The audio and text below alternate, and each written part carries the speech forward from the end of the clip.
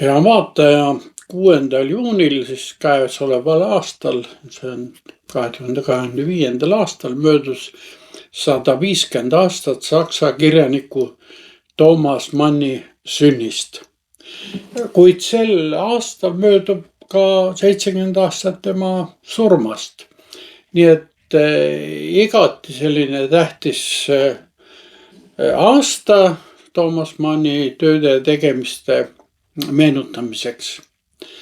Ja sellepärast otsustasin ka mina täna rääkida tema suhtumisest religiooni ja seotusest ühe Los Angelesi esimese unitaarlaste kogudusega.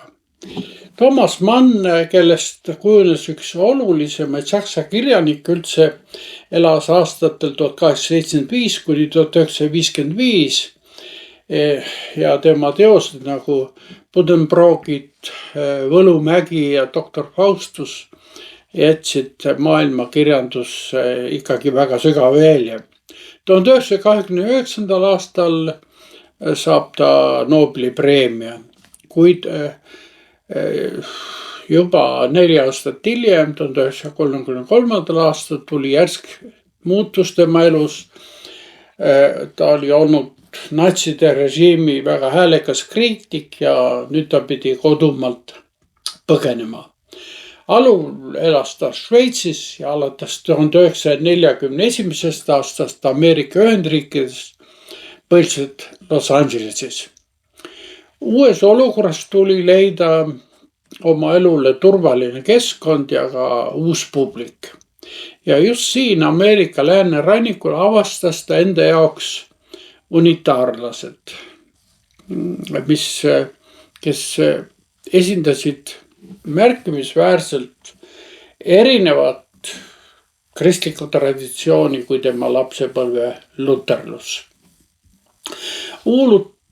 Kuuluvustunnet pakkus Los Angelesi esimene unitaarlaste kogudus, mis oli asutatud juba 1877. aastal tuntud naisõiguslase Caroline Severance'i poolt. See kogudus oli tuntud oma sotsiaalse aktiivsuse poolest. Siin seisti aktiivselt õigluse ja sõnavabaduse eest. Ilmselt tänu sellele kujunes see kogudus ka just 1950. kuni 60. aastateni väga oluliseks kohtumispaigaks liberaalsetele mõtletele, kunstnikele ja poliitikutele.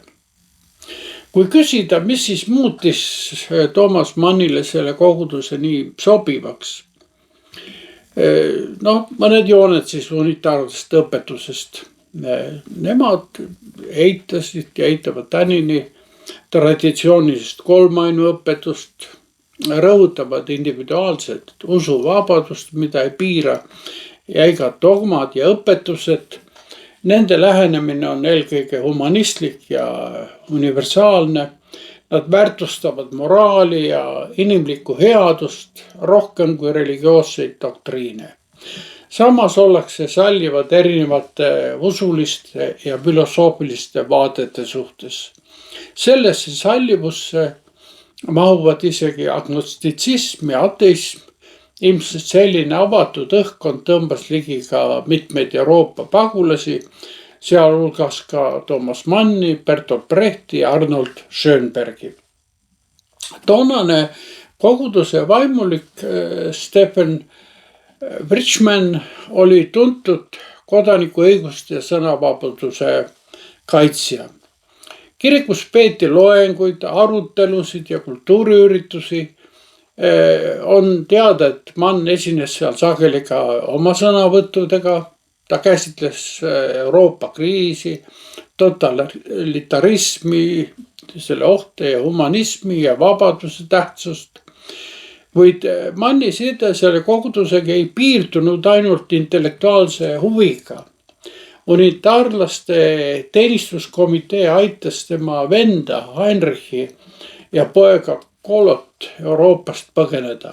See oli Manni jaoks äärmiselt tähtis moment. Seni agnostikuna tuntud Manni side kogudusega süvenes. Ta kirjutas koguduse infolehele artikleid, noorim tütar laulatati kohaliku pastori poolt siin, lapsed ristiti unitaarlaste koguduses ning vend Heinrich maeti lõpuks koguduse kalmistule. Mann on öelnud, et see kogudus oli eriti südame ja hingelähedane talle. Selline suhe unitaarlaste kogukonnaga toetas tema püüdlusi ühendada Saksa tausta poliitiliste, filosoofiliste ja usuliste traditsioonid Ameerika kultuuriga. Kuid see suhe peegeldus ka Manni loomingus. Pidades end küll eelkõige kirikust kaugenenud agnostikuks, läbivad tema teosed siiski kristlikud motiivid, sümbolid ja teoloogilised teemad. Ta on sügavalt haritud piibli, teoloogia ja kiriku ajaloo osas. Ja ta leiab, et religioon on eelkõige eetiliste printsiipide kogum, mille eesmärk on kogukonna heaolu. Nii et teoloogia oli tema jaoks teadusinimesed. Selles mõttes ta on nagu tüüpiline sellise valgustusliku traditsiooni edasikandja.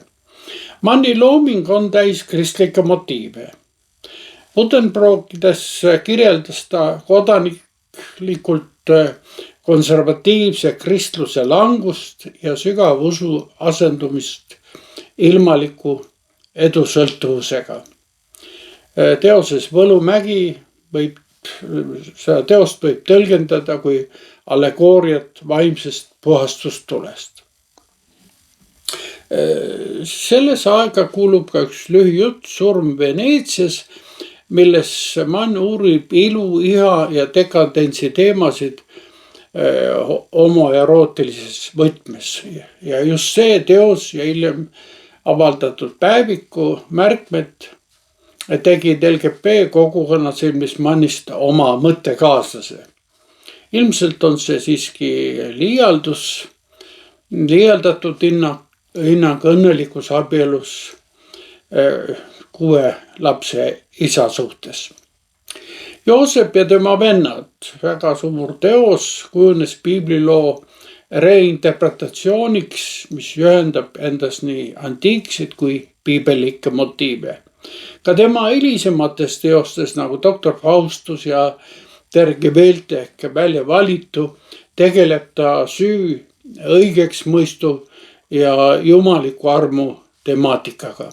Doktor Faustuses küsib ta, kas kunst ilma religioosse kontekstita võib üldse muutuda ka eesmärgituks ja isegi inimvaenulikuks.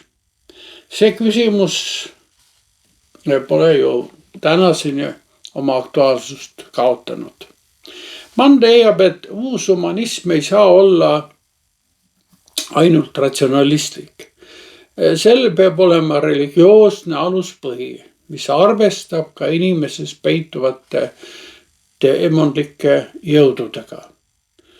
Ta ütleb, et puhasta jumalus ja sa puhastad inimese.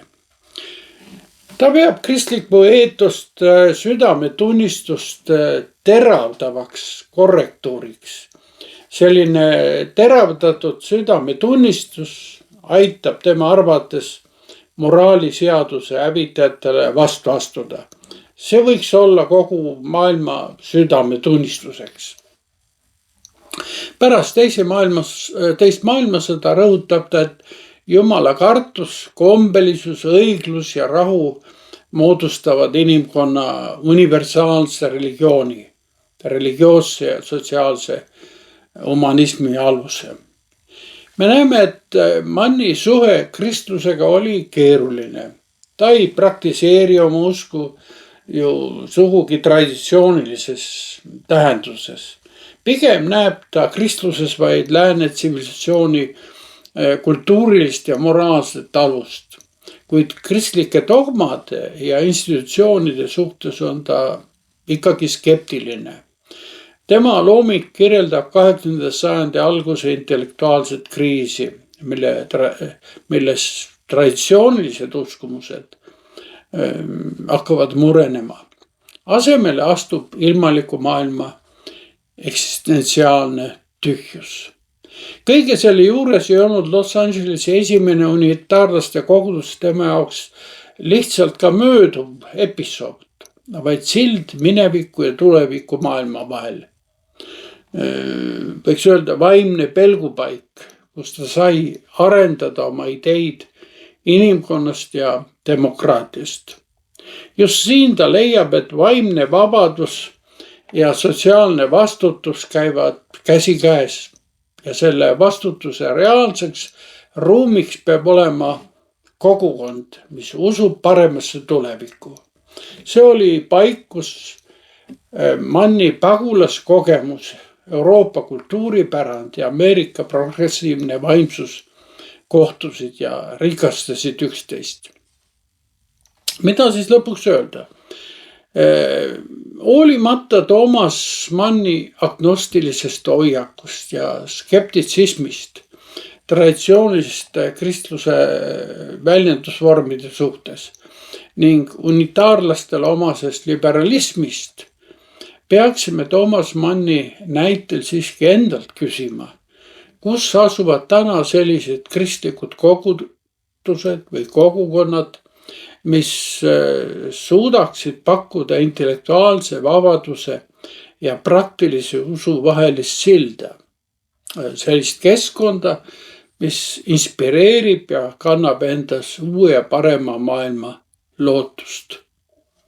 Ja võib-olla see lootus ja usk, mis nõnda sünnib, valgustab paljude tänaste kahtlejate teed. Kohtumiseni!